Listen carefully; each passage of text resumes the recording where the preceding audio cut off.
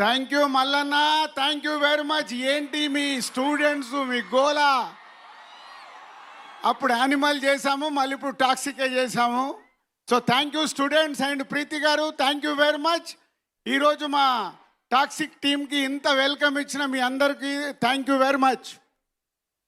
And 476 movies distribute చేసిన మాకు, 30 ఇయర్స్లో 63 ఫిలిమ్స్ ప్రొడ్యూస్ చేసిన మాకు, ఈ టాక్సిక్ గురించి నేను ఒక విషయం చెప్పాలి. యష్ గారి గురించి అండ్ మై ప్రొడ్యూసర్ కేవిఎన్ గారి గురించి.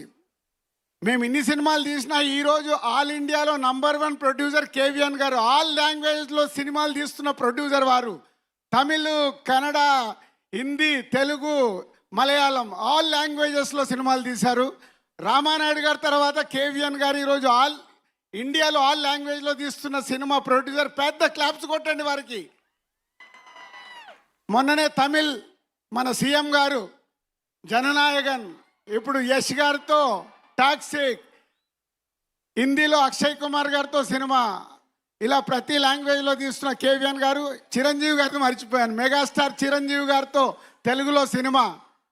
ఇలా ప్రతి లాంగ్వేజ్లో తీస్తున్న కేవిఎన్ గారికి సార్ ఆల్ ది బెస్ట్.